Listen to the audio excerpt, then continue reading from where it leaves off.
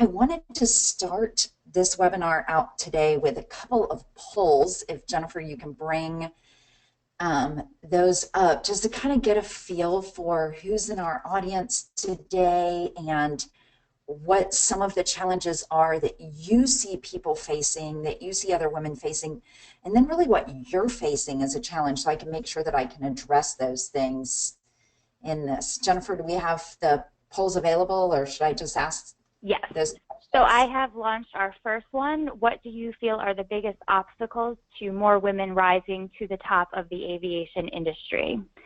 So if everyone could go ahead and indicate their answer. You can give it a few minutes for everyone to respond. While we're waiting for that, you know, one of the things that I haven't experienced a lot of gender discrimination in the general aviation market, but one of the things that I've seen is that there aren't a lot of women attracted to aviation. And I personally relay this all the way back to kindergarten, when little girls were playing house and little boys were looking up at the sound of any motor. And it's really interesting to me always to hear how women got involved in aviation. And so often it's because someone else introduced them to it. It's because their dad introduced them to it, or in my case, my husband introduced me to aviation. So definitely interested in seeing why we're not getting more women and women leaders in aviation. Jennifer, do you have the results of the poll there? Yes, absolutely. So the top selected answer at 32% of recipients was lack of mentorship or professional development. At 29% of those who responded is gender discrimination. Then we have 24% lack of family-friendly jobs and 16% lack of attractive opportunities. That's very insightful and kind of underscores the importance of this organization, I think. Can you go on to the next poll so I can find out what our listeners think about what's holding them personally back? All right, so we have our poll is up there if everyone would like to go ahead and vote. Give that a few moments.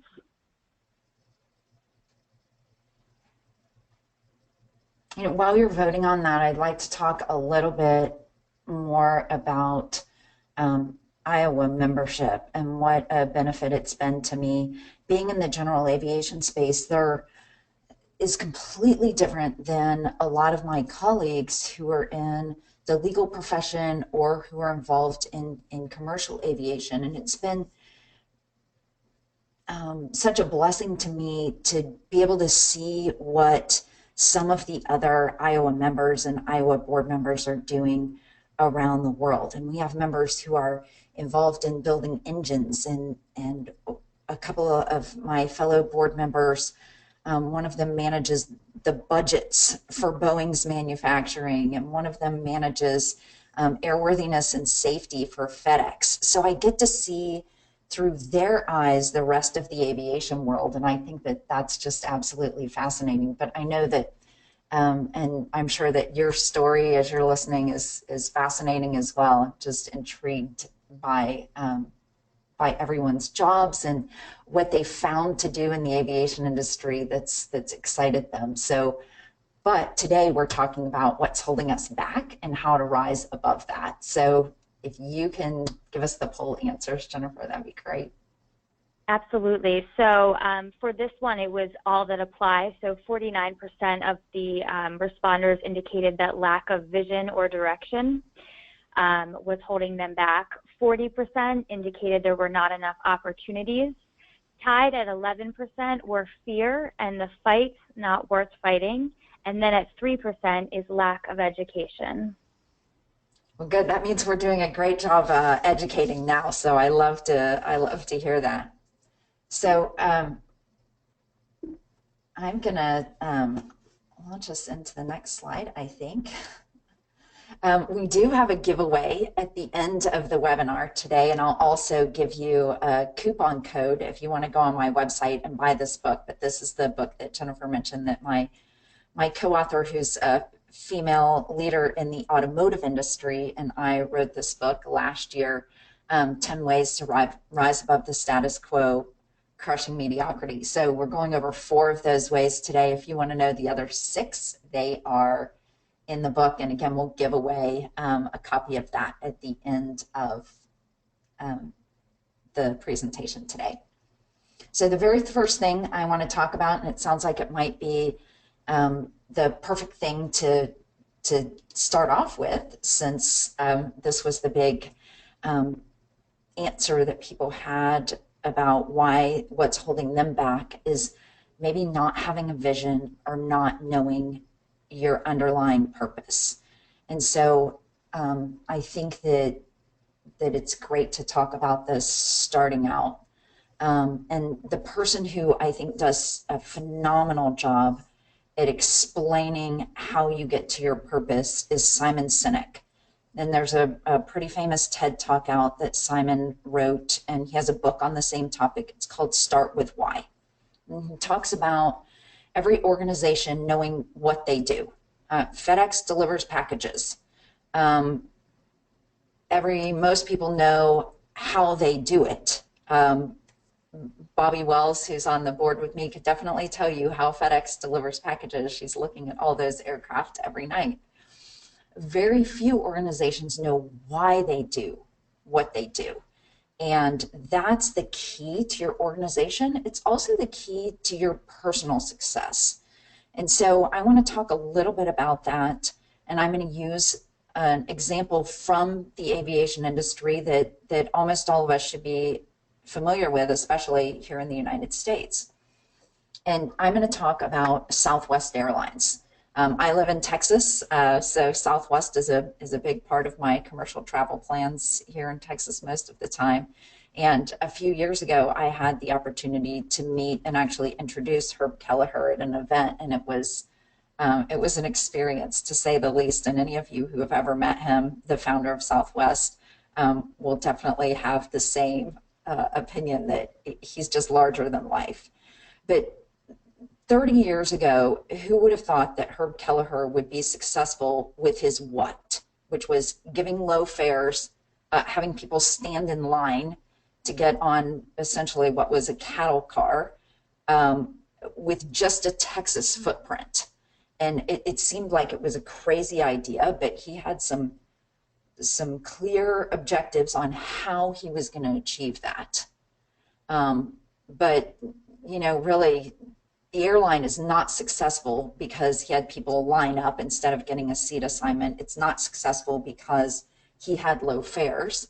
It's not successful because Texas is a moving state. It's successful because of his why.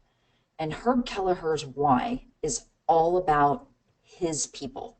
He believes that if he puts his employees first, not the customer first, but his employees first, then they'll be able to deliver. His how was they'll be able to deliver exceptional customer service, and that's what will make the airline successful. So now he has a successful airline because he can deliver exceptional customer service, because he puts his employees first. And I remember him telling this story about he was in the ticket counter in one of the airports, and this woman came up, and she was just really nasty to his woman that was working at the ticket counter. And he opened his wallet and said, "Ma'am, how much did you pay for your ticket?" And she told him, and he handed her the cash and said, "Please go find another airline to fly on today. Your attitude is not welcome here." But that kind of devotion to his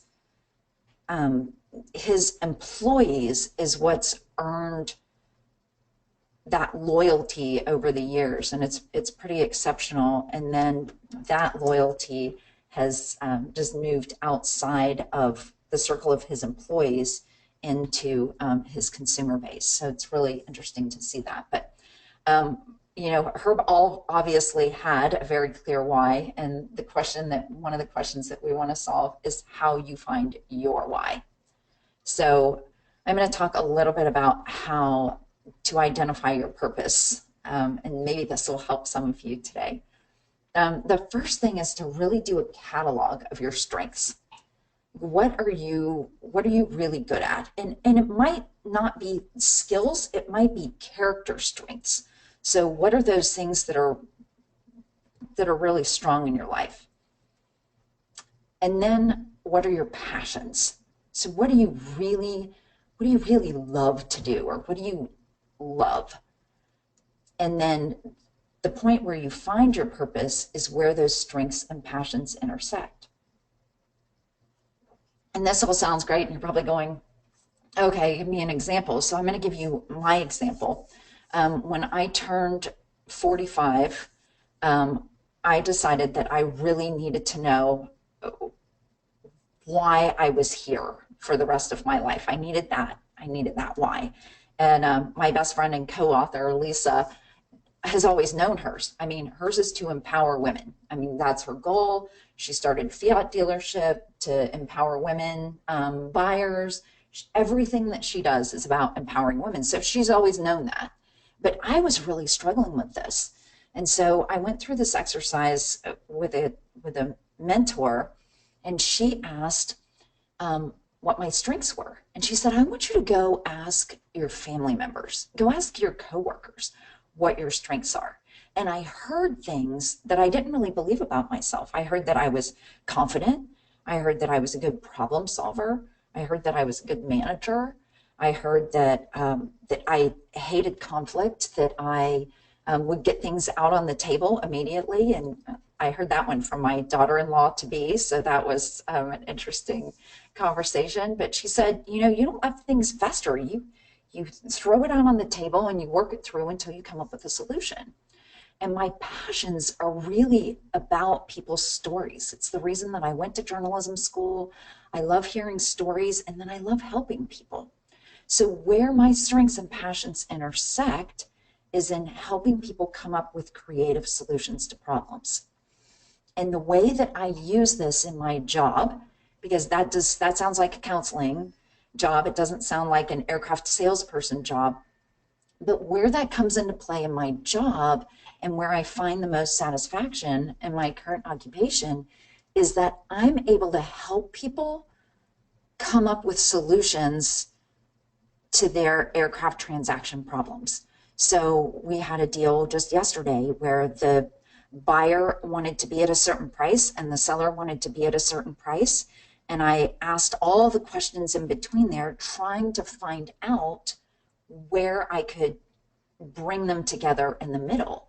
And I did pull in a new avionics quote to get different pricing on avionics to be able to pull that deal back together. So that's how I've identified the purpose in my life. And I hope that these 3 questions can help you do the same thing.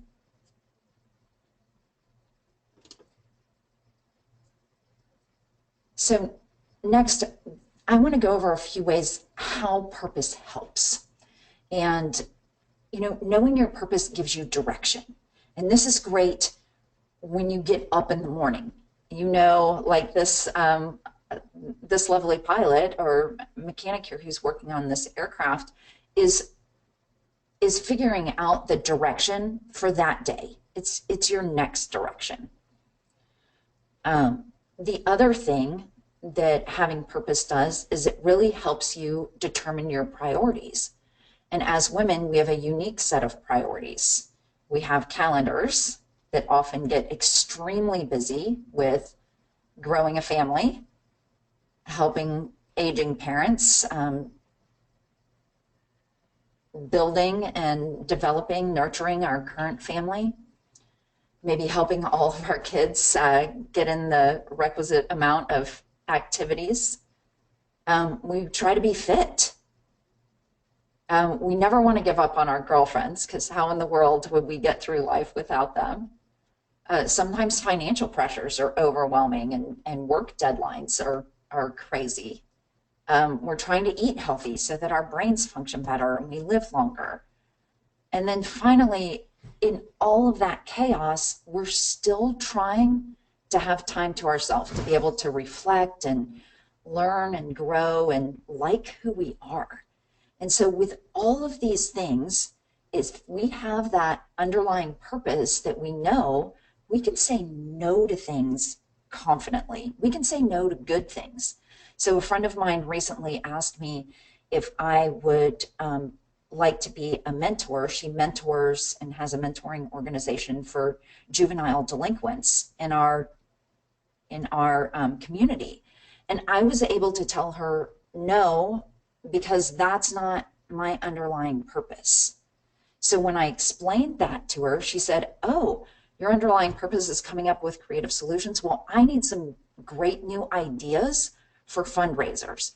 And that I could help her with, because that was in my sweet spot and it didn't take up a lot of extra time for me. So maybe you can keep that in mind as you're shifting or sifting through priorities. Say no to good things that don't align with your purpose.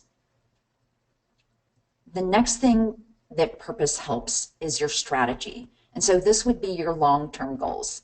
And I love this woman's look. She just looks like she knows where she's going and she knows what she's doing. And so having that underlying purpose helps you be able to say yes to the great things, no to the good things, and then come up with a long-term strategy. And then the fourth way that purpose helps is really in motivating others. Because if your purpose is all about you and it's not about leading others, then you're probably on the wrong webinar, because that's what we're about here at IAWA. But it's also about being able really to motivate them. And Simon Sinek has something great to say about that too. And he says, if you hire people who believe what you believe, they'll work for you with blood, sweat, and tears. And I think that we can all think of instances where we've worked really, really hard for someone or for something because we believed in it. So our next topic and the next way that we can rise above status quo is really by owning our choices. And by this, there are lots of choices that we make. There are choices that we made where we want to go to college, or what our mate, or when and how many kids to have. And there are lots of choices, but there are also choices that were made for us. And a number of those can be really damaging choices.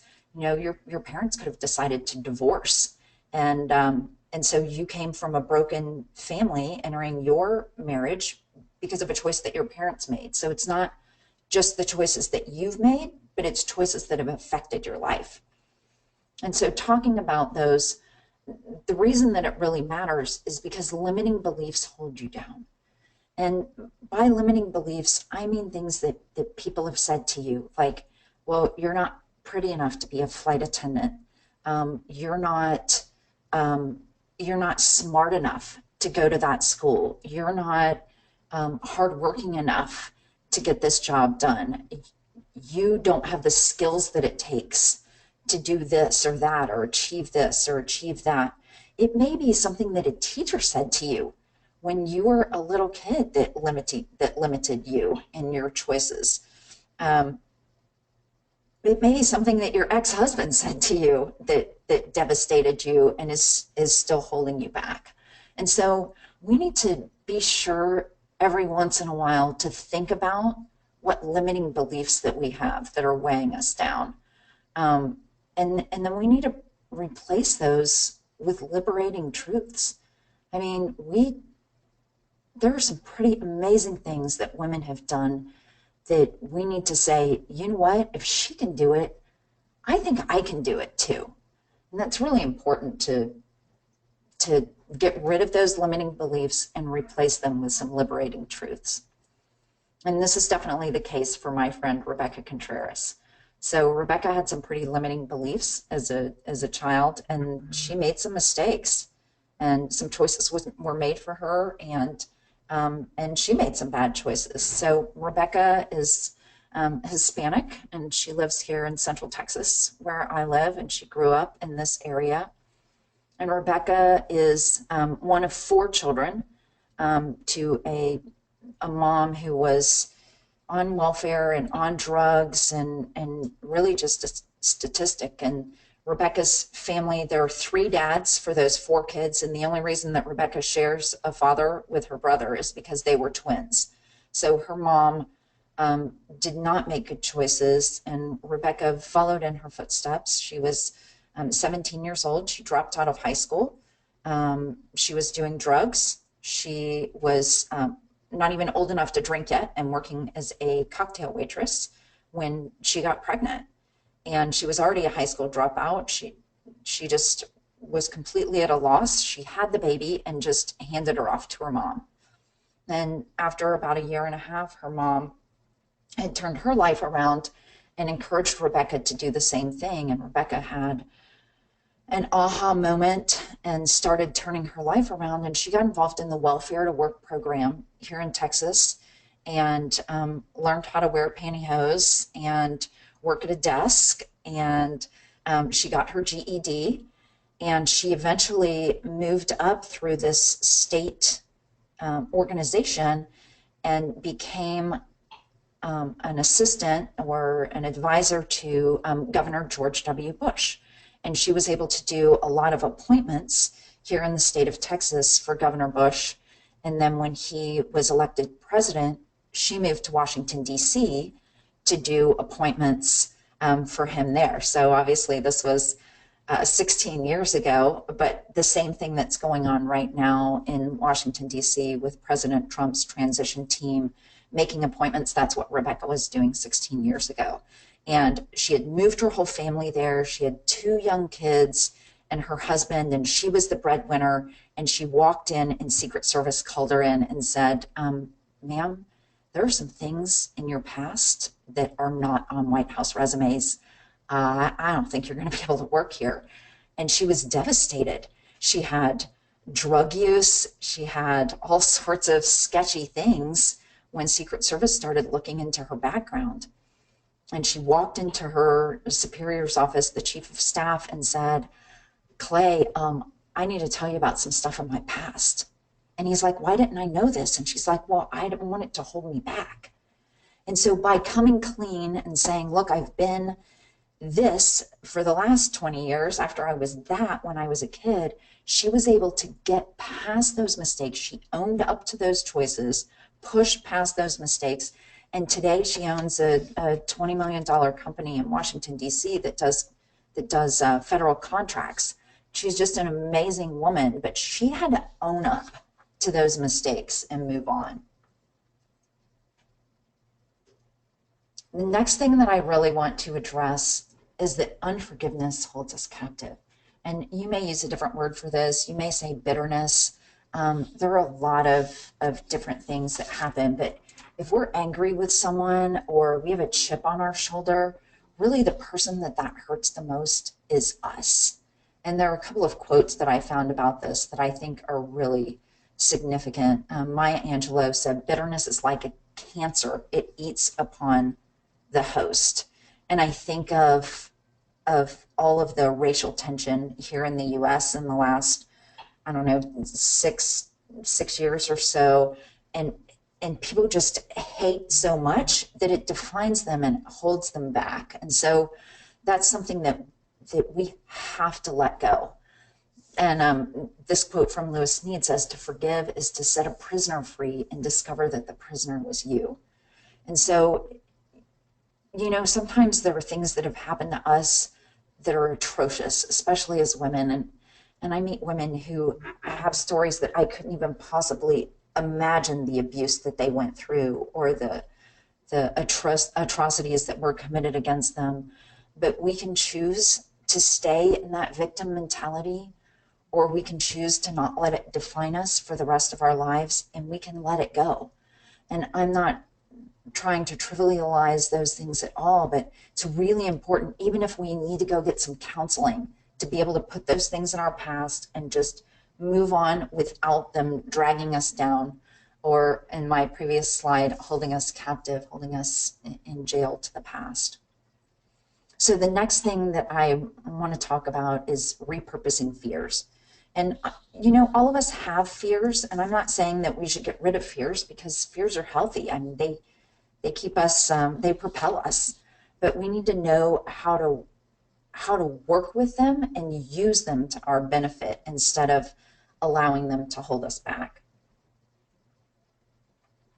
And Dale Carnegie says that inaction breeds doubt and fear. Action breeds confidence and courage. If you want to conquer fear, don't sit at home and think about it. Go out and get busy. And so the first thing to talk about with fears is that we need to identify the root of our fear. You know, do we really have a fear of failure or of change, or do we fear looking foolish to our friends or to our boss or to our husband or to our parents or to our kids? And we need to figure out what that root is so that we can address that. The second thing is that we have to exit our comfort zone.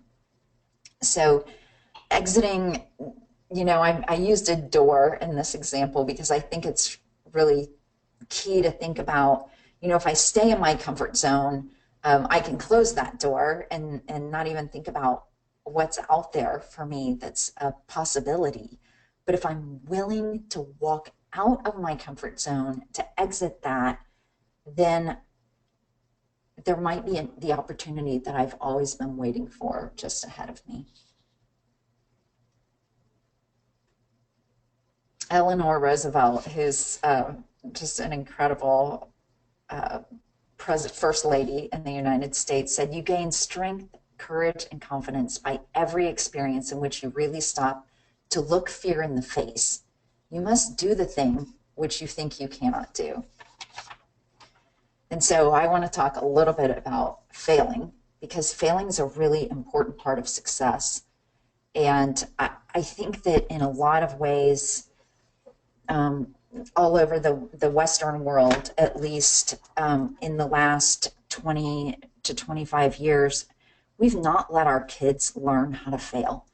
And, you know, I think we're seeing the results of that, the fruit of that over in the attitude of this millennial generation, because they expect things to be handed to them because we haven't taught them that, you know what, sometimes you don't get an A. You know what, sometimes you don't get the trophy. Sometimes you don't win.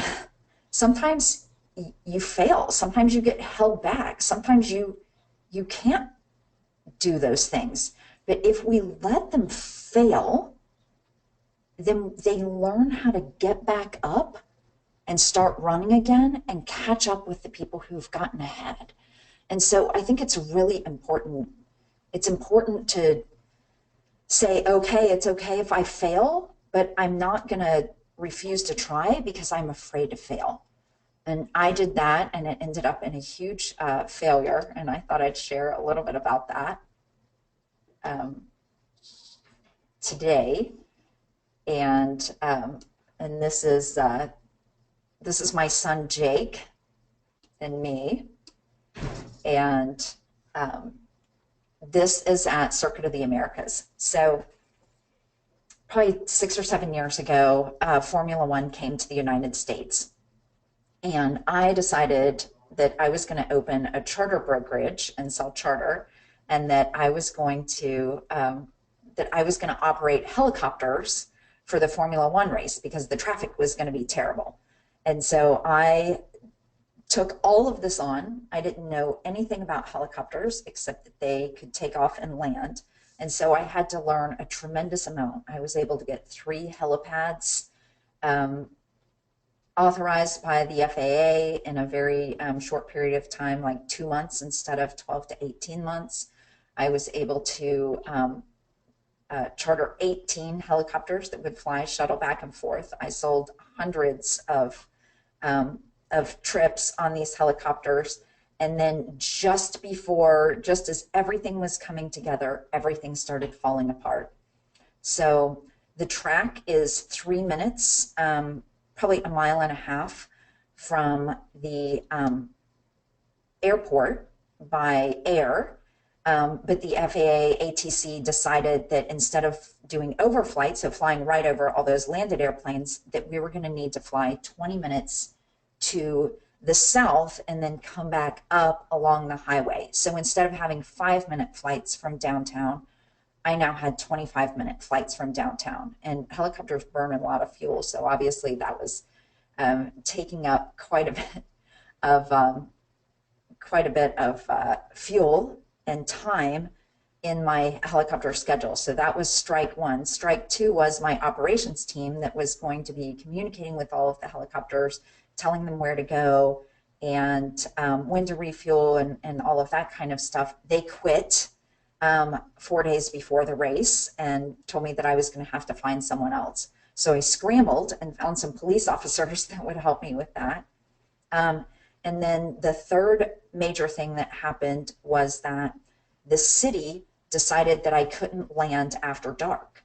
Well, the race was in November, so it was going to be dark just an hour after the race on Sunday. So then I had to scramble to get limos and buses to take people from the Austin airport where we had to land back downtown. So I had this massive undertaking with thousands of VIPs coming in and landing, and I lost money. I mean, it was definitely a failure for me from a business standpoint. But what it gave me was an immense amount of confidence to be able to go forward and take big challenges and try to succeed at them. And I've done that since then. So it was a great learning experience for me. I made some new friends. I lost some fans along the way, but it was a great experience. My son learned how to recover from failure there. So that was key for him. He was just a freshman in college at the time. So the way to fear less is to not make it about you. So my experience with the Circuit of the Americas was that I needed to make it about my kids seeing me pick myself up after something that seemed like a failure and push on. And we have to do the same thing. So the last point that I want to make here today is about being a change agent. And after this point, we'll open it up to Q&A. So if you have some questions, you can go ahead and type those in. I'd be happy to answer those. But we're going to talk about my friends, Aaron and John Kiltz. And they're not in aviation, but they've had an amazing journey that I really want to share because I think it will hit home with so many people. Aaron and John had 3 kids, Emily and Riley, and then they had Grace. And Grace was born with Down syndrome. She was highly functioning Down syndrome. And she, instead of saying, woe is me, John and Aaron thought that she was the delight of their life. I mean, she was just so sunny and her smile was just absolutely incredible. And so they embraced Grace and embraced this change in their life. And when Grace was 2, she was diagnosed with a very rare and very aggressive form of leukemia. And so Grace did a full year of inpatient chemo, which meant John and Aaron lived in Houston at the time, that Aaron was at the Houston Children's Hospital every day for a year with Grace while she had a 3-year-old and a 5-year-old at home. And at the end, a 5-year-old and a 7-year-old at home, at the end of that time when Grace was 3, they were getting ready to take her home and she developed an infection. And Grace was in the emergency room. They sent her down to the emergency room with this infection, and for 6 hours, the triage nurses failed to check her vitals. And had they checked her vitals, they would have realized that she was turning septic. But as a result, Grace was, she flatlined, and she was dead for 20 minutes. And when they finally resuscitated her, her parents were told, hey, she's going to be on life support for the rest of her life. She's never going to know you. She's never going to be able to eat or communicate or anything else. I mean, she's never going to smile. your child's going to be a vegetable. And John and Aaron had an incredible response to that.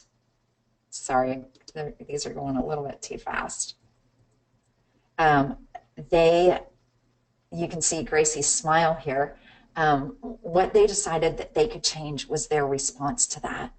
And they formed, instead of suing the hospital, John and Aaron started an organization called His Grace Foundation. And it's a faith-based organization that they operate in the Children's Hospital to this day in Houston, where they're able to help families who are going through a really trying time with their child being in the hospital long term.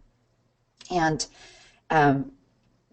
Grace was in the public schools, and she was actually in Georgetown High School when my kids were in Georgetown High School. And my daughter had the opportunity to work with Grace quite a bit in the special needs program there. And she said that Grace was the most communicative non-talker ever in the world. And Grace had this amazing smile, and she always liked the cute boys. So if the cute boy walked by, she would just start hollering at him almost and laughing and giggling because she thought that he was cute. And so she was just a super bubbly personality, even though she couldn't talk. And so my daughter's senior year was the last year that Grace was going to be able to be in school at Georgetown High School. And that year, Grace was the homecoming queen.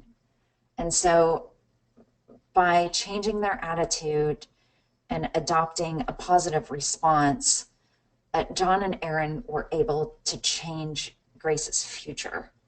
And when Grace aged out of Georgetown High School and she wasn't able to be at school anymore, Aaron started looking around to see what Grace could do going forward. Like what was the plan for Grace? What kind of thing was she going to be able to do now that she was 21 years old? And she didn't find anything that was good enough for her little queen.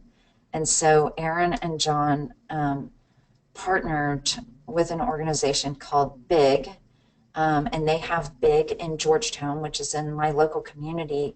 But BIG in Georgetown gives a place and a purpose to, right now, 42 different special needs adults in varying levels of neediness. And some of the special needs adults, or citizens, as she calls them, who work in her facility are pictured here in these black t-shirts.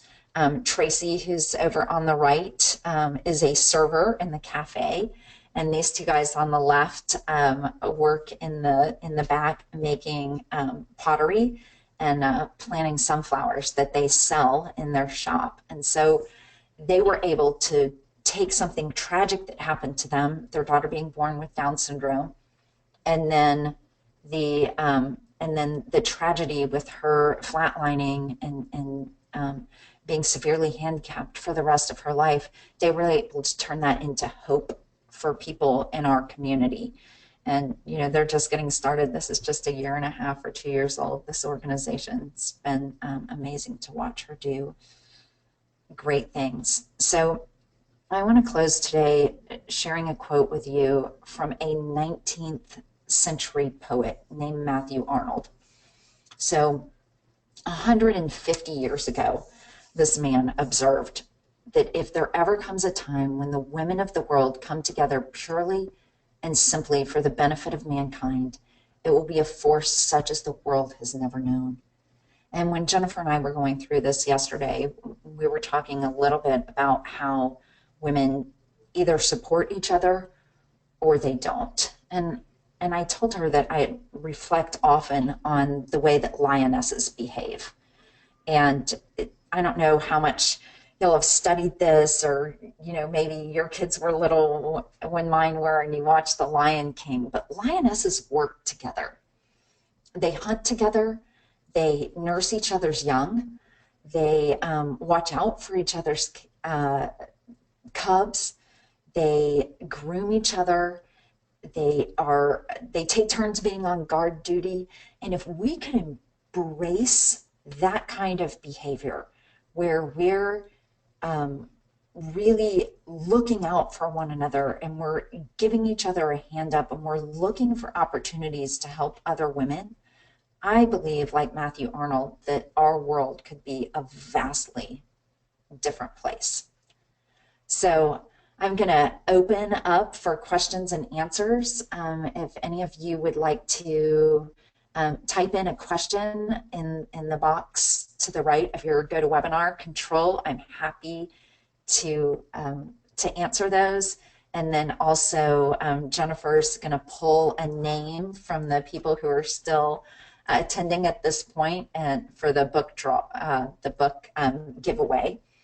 And then also, if you don't win a copy of the book today, I wanted to extend a discount code to you. And I apologize because the website's not on here, but if you go to crushingitacademy.com and order the book, and we'll send out a link to that in our follow-up email today. But if you go on there and order the book, there's a 20% discount code, and I'm not going to expire that. You can log on at any time and use that discount code. But Jennifer, I'm going to let you go ahead and take the mic again and announce our winner. Absolutely. So I'm very excited to announce the winner of the book is Jody Curtis from the Bank of Utah. So thank you so much for joining us today, Jody. Great. Does anyone have questions? It looks like we have one question that's been submitted. The question says, Renee, what if one isn't quite sure of what her purpose is? I understand my passions, but not my purpose. Do you know of any good resources to help figure this out? Yeah, again, I would read Simon Sinek's book, Start With Why, and you can, it doesn't really tell you how to find your purpose, but it gives you some ideas of where to start. And so one of the things that I would do, if you know what your passions are and you can identify what your strengths are, then you can kind of look where those two collide, and it's always good to ask other people. So I'll just give another example here. My son, who I showed the picture of, is 25 now, and Jake's really passionate about college football. He's really passionate about being a youth leader at his church. He's really passionate about hanging out with his friends. I mean, he's very, very social. And he has strengths in communications. And so Jake's underlying purpose, so the thing that kind of drives what he does, that he feels he's successful in, is building relationships with people. And so he works in my company with me now, and he's in sales support for us, or a researcher, we call his title, and he loves building those relationships. So he does a lot of networking, and then he also, it came to me about a year and a half ago when we had someone leave the company and said, Mom, I really want to take on more of a leadership role. I really would like to be more of a manager. And I looked at what he was good at and what his purpose was in building relationships, and said, you know what, you'd be great at that. And so he's grown into that role, but it was because he was able to say, okay, this is what I'm passionate about, is being social and having fun and organizing things and getting people all riled up. And his strength was communication. So that pulled that purpose to building relationships. So I hope that answered your question, but you really need to spend some time. It took me about 2 months to kind of filter through and test things out and figure out that really what I'm good at and where my passions are in helping people solve problems. Wonderful. We have another question. Can you talk about what you see as the most important ways to communicate with your boss about your desires for career development? what about the most effective ways to pursue career development within an organization other than through your supervisor, as most senior level positions are often not posted in the job listings? You know, I didn't talk about that at all here today, but and I'm the boss here, so it's a little bit difficult for me to address this because I don't work in a large company, but from what I've seen, the way that women get ahead, whether they're in a large company or they're an entrepreneur like me, is to develop very informal mentoring relationships. And Sheryl Sandberg talks about this in her book, Lean In, when she talks about finding mentors. And she talks about P.D. Eastman's book, Are You My Mother?, where the little bird falls out of the nest and it goes up to a bulldozer and it says, Are you my mother? And it goes up to a dog and it says, Are you my mother? And it goes up to a cow and says, Are you my mother? And then the bulldozer picks it up and drops it back into the nest. And the mama bird flies in and he's like, Oh, you're my mother. And her point in telling that story or relaying that again and talking about a mentor is that mentoring relationships are often very informal. So it might be that you see someone who's in a role that you think could help you move ahead, or who's a part of the company that you really don't have access to in a way where they could potentially influence a promotion for you where your supervisor might not. It's great to have a water cooler discussion with them, or ask them a specific question that you think that they would be a subject matter expert in. And I would encourage you, if this doesn't answer your question, to go look at that chapter in Sheryl's book. Again, it's called Lean In. But she talks about, and my co-author is really great at this, at following people on social media and interacting with them on social media, or even in the office, like, hey, I really enjoyed your presentation about that. I thought that your insight on this was critical to the growth of the company. You know, what can I do to develop that? Or how can I learn more about that? Just like asking me this question, I would be attracted to promoting you because you asked the question, because it shows me that you have initiative in wanting to grow and to get ahead. And so asking questions and interacting with people on an informal basis will often bring you front of mind, that you have a great attitude when a promotion opportunity comes up. Wonderful. We have our next question. What next step would you recommend for someone that knows their why and are ready to fly?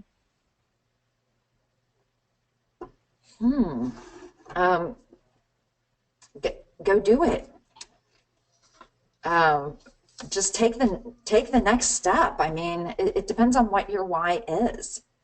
So if my why is helping people solve problems, and the next thing that I can do is that will help me grow is to write a book about the problem that I see in the world, which is that people are just kind of settling, then I write a book. If it's and writing a book's not that far out of my comfort zone, because I have a journalism degree, but presenting in front of 200 college-age women on this topic was way out of my comfort zone, and I did that as I was writing the book. And being on a webinar where I can't make eye contact with anyone is way out of my comfort zone. So I would say challenge yourself to do something that's in your why, that's outside of your comfort zone. Fantastic. Well, I think that brings us to the end of the questions. I don't know, Renee, if we want to switch over to the last poll, or... Yeah, let's switch to the last poll, and then I'd love to talk a little bit about IAWA membership and our upcoming conference as well. Great. So if attendees want to go ahead and put their answers to what's your biggest takeaway action. we can give that a few minutes as everyone responds. Sure, and so I'll take this opportunity to talk about IAWA membership that we mentioned it at the beginning of this presentation, and the requirements for membership are that you're in a leadership role in an aviation type industry, and there are some more details about that on our website. You can just go to IAWA.org if you're not already a member, and you can click on membership and learn more about that. If you are already a member, definitely want to make sure that you're looking around the website, that you're getting involved, that you're going to or organizing connects. Our organization is 100% volunteer run, and so we're always looking for people to help in small ways or big ways from among our members. So if you would like to help organize a connect, or you think that you could help with sponsorship or recruiting other members, or and I know we're working really hard on some mentoring opportunities, both for people to be mentored and for you to be able to give back. And so in the next couple months, you'll see some more details about that. But membership is a great thing. It's a way to connect with other women in leadership roles when maybe you feel a little bit isolated. So a great opportunity as a member. Do we have some poll results, Jennifer? Absolutely. So we have a tie.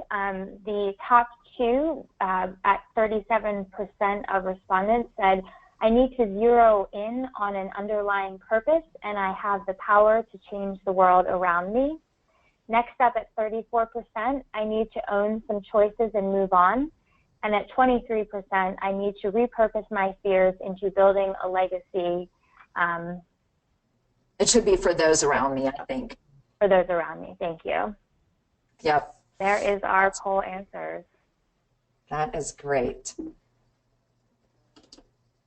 So then another thing that I want to mention, this is one of the great things about IAWA, is that you get to meet women from all over the world. And we try to switch off our annual conferences, doing one in North America and then doing one outside of North America. So last year we were in Montreal, and this year we're going to be in Berlin. Please save the date. It's going to be fabulous. And the speakers are off the charts. Who knew that there were so many amazing women in aviation who come together and speak to us at these conferences?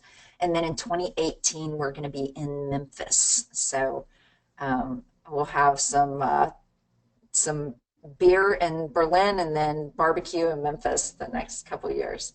And then I would be remiss in not mentioning that we're always looking for corporate sponsors for IAWA, and those sponsorships range from $1,500 on up to our, I think they're platinum sponsors, right, or diamond sponsors that are $50,000.